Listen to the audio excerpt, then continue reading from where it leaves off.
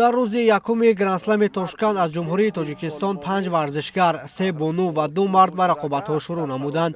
дар вазни то 66 кг Эмомалӣ Нуралӣ дар рақобати аввалаш озод буда, ҳунарнамоиро аз даври дуюм шурӯъ кард. ҳарифи Эмомалӣ дар сабқати дуюм варзишгари олмонӣ Сетс Мартин маҳсуб мешуд. дар ҷараёни ин нерӯсанҷӣ гӯштингири олмонӣ бо 3 шидо муҷозот шуда мағлуб гардид. паҳлавони кишвари мо бошад ғалабаро соҳиб шуда ва даври навбатӣ роҳ ёфт.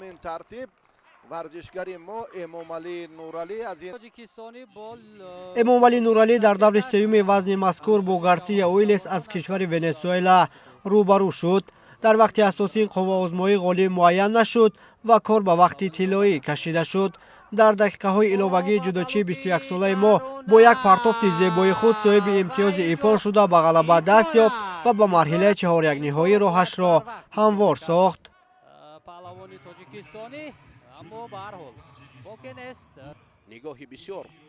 ягона намояндаи ҷумҳурии Тоҷикистон дар рӯзи якуми грандслами Тошкент Эмомалӣ Нуралӣ бо нишон додани рақобатҳои ҷолибу диданӣ тавонист то ба даври чаҳорякниҳои рақобатҳои вазни 66 кг роҳ ёбад. ин паҳлавони ҷавону умедбахши кишвар дар ин марҳила бо паҳлавони Қирғизистон Айбек Улу рӯйтата мебаромад.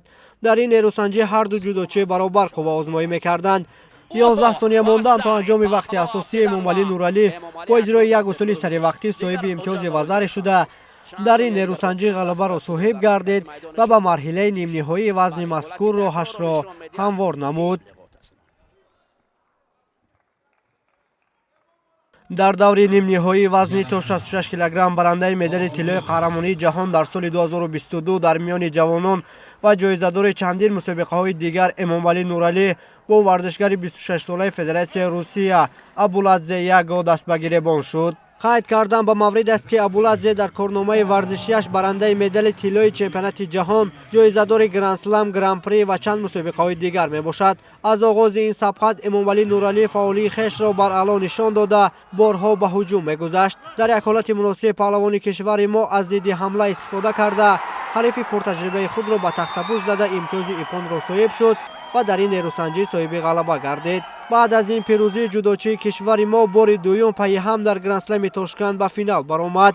ёдовар мешавем ки Эмомалӣ Нуралӣ соли гузашта дар ин мусобиқа нишони тилло ба даст оварда буд.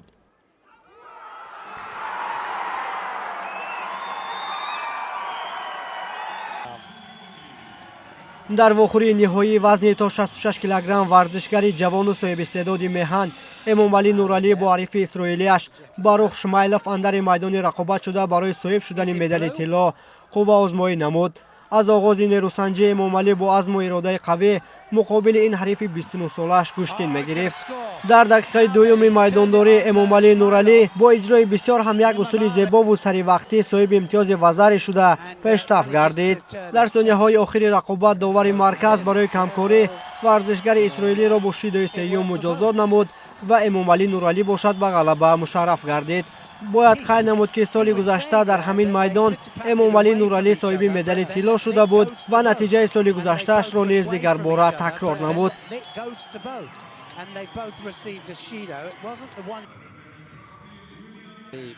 ба ҳамин тартиб баъд аз анҷоми қувваозмоиҳо маросими ҷоизасупорӣ баргузор шуда дар он раиси Федератсияи ҷудои Тоҷикистон Исмоилӣ Маҳмадзоир ширкат карданд. зинаҳои сеюми вазни то 66 кг-ро Виллиан Лим аз кишвари Бразилия ва Мурод Чопанов ки ҳамчун варзишгари бетараф дар ин мусобиқа ҳунарнамоӣ мекард соҳиб шуданд. медали нуқраро варзишгари исроилӣ Барух Шмайлов ба гардан андохт. ниҳоятан дар як фазои тантанавӣ ба Эмомалӣ Нуралӣ ки соҳиби зинаи аввал гардид нишони заррини вазни то 66 кг тақдим гардид.